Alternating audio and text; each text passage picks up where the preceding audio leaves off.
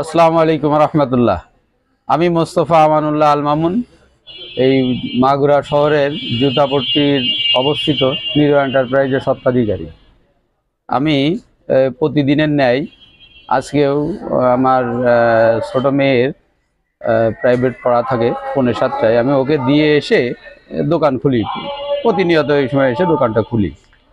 যথারীতি আজকেও এসে যখন আমি খুলছি, খোলার পরে আমার শাটারের পাশে যখন শাটার উঁচু করি, টেবিলটা একবার শাটারের সঙ্গে হালকা একটু ধাক্কা লেগে কিছু কার্ড মানে ডেস্ক যে ক্যালেন্ডার আছে সেটা পড়ে যায়।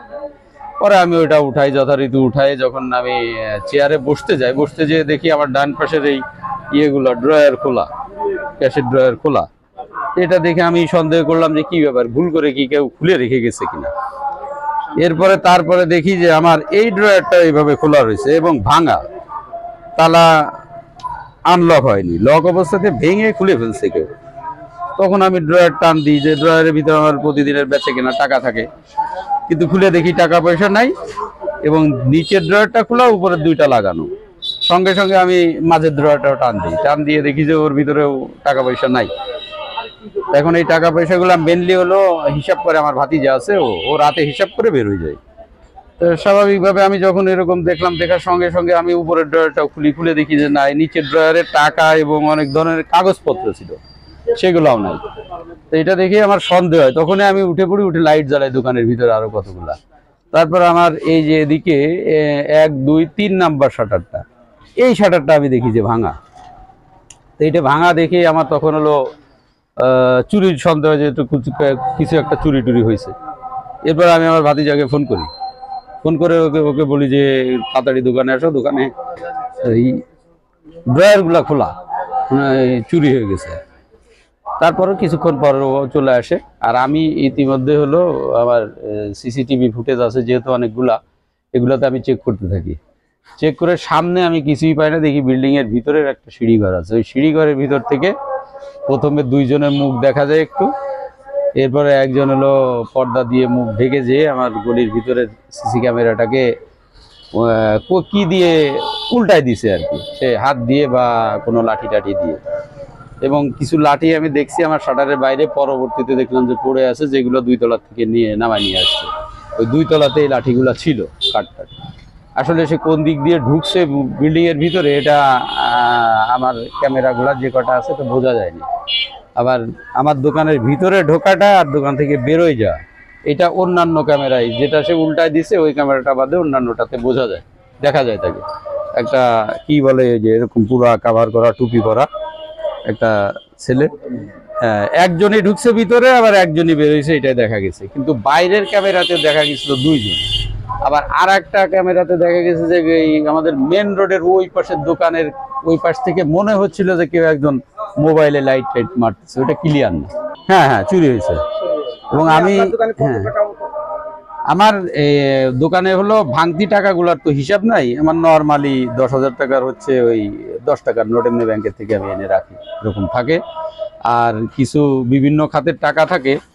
মেনলি হলো আমার ঈদের মোকাম করার জন্য বৃহস্পতি শুক্রবার এই 2 দিন মোকাম করতে হবে, এই জন্য টাকা গচ্ছিত রাখা ছিল। এবং টাকা ছিল হলো আমার খাতা কলমের হিসাব অনুযায়ী হলো 12,32,000। আর এর অতিরিক্ত কিছু লুজ টাকা ছিল, যেগুলো আসলে আমার হিসাব নেই। হ্যাঁ, ব্যাংকেই তো থাকে, টাকা পয়সা তো ব্যাংকে থাকে। কিন্তু আমাদের এখন তো ঈদের সিজনে যে সামনে, এই উপলক্ষে ওই বাতিজার হলো আজকেই যাওয়ার কথা ছিল ঢাকায়, কিন্তু ও আবার চিন্তা করলো যেহেতু বাবুরহাট যাইতে হবে এবং ঢাকা করতে হবে, তাহলে বৃহস্পতিবারে গেলে বৃহস্পতি শুক্র 2 দিন মিলায়ে একবারে ঈদের মোকাম করে চলে আসতে পারবে। এই যে চুরির যে ঘটনাটা, এটা কি আপনি থানায় বা স্থানীয় প্রশাসনে জানিয়েছেন? হ্যাঁ হ্যাঁ হ্যাঁ, আমি যে থানায় যে এটা একটা অভিযোগপত্র দিয়ে আসছি, এটা জাস্ট ওরা এমনি জমা রাখছে, মানে কোনো রিসিপ্ট কপি টপি এরকম কিছু আমি পাইনি। আপনাকে মুখে কিছু বলছে?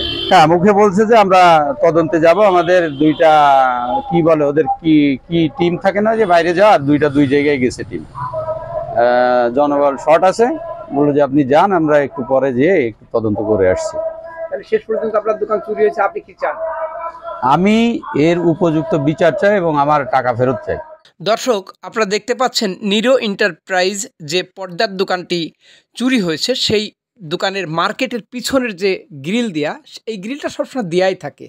এখানে দেখছেন যে বড় একটা তালা লাগানো। এর নিচের অংশে কোনো ভারী কোনো জিনিস দিয়ে চাপ দিয়ে ভিতরে ঢুকছে চোর, এবং এইখান দিয়েই বেসিক্যালি চোরটা ঢুকিছে এই মার্কেটের পিছনে। এই যে তারপরে এই জায়গাটা দেখছেন, এখানেও গ্রিল, এই গ্রিলটা সবসময় মারা থাকে না, এটা মার্কেটের উপরে যারা থাকে তারা এই গলি দিয়ে বের হয়, ভিতরে আসা যাওয়া করে। চোর প্রথম এইখান থেকে বের হওয়ার পরে কিন্তু এখানে ফুটেজে দেখা যাচ্ছে যে চোর কিন্তু উকি দিচ্ছে, আপনারা দেখতে পাচ্ছেন। ওই যে চোর পাশেই দাঁড়ান, মানে ওই পথ দিয়ে ঢুকে আসি এখানে দাঁড়ায়। গভীর রাত, কেউ নেই। এই চোর কোনো পর্দা মুড়ি দিয়ে সে কিন্তু ইন করছে, দেখছেন যে ইন করছে। এরপরেই দেখেন দর্শক, ওইখান থেকে আসার পরে বেসিক্যালি এইখানে এই শাটারটা সে ভারী কোনো জিনিস দিয়ে উল্টায়ে এবং এইখান দিয়ে সে দোকানের মধ্যে ভিতরে ঢুকে যায়। এই যে দেখতে পাচ্ছেন শাটারটাকে কিভাবে উল্টাইছে, উল্টায়ে এইখান থেকে ভিতরে ঢোকে, এবং এখানে কিন্তু সিসিটিভিতে দেখা যাচ্ছে সে ঢোকার পরে সে ডাইরেক্ট কোথায় গেলে কি আছে কি নাই এটা কিন্তু তার নখ দর্পণে আপনারা দেখছেন যে সে কীভাবে ড্রয়ার খুলছে, দেখতে পাচ্ছেন খুব দ্রুত। এবং তাকে যে চেনা যাবে এরকমের কোনো পরিবেশ নাই, সে নিজেকে একদম পরিপাটি করে ঢেকে রেখেছে কাপড় দিয়ে, তার মুখের কোনো কিছু দেখা যাচ্ছে না, তাকে চেনা যাচ্ছে না। হ্যাঁ, সে ড্রয়ার থেকে শুধু বের করছে কিছু টাকা পয়সা কাগজপত্র, সে কিন্তু শুধু টাকা নেয়নি, এইখানে কিন্তু অনেক মূল্যবান তার কাগজ ছিল, সে কাগজগুলোও কিন্তু সে নিয়ে গেছে। এবং এখানে তার টাকা ছিল প্রায় 12,38,000 টাকা এবং ওই দিনকের বেচা কেনার টাকা।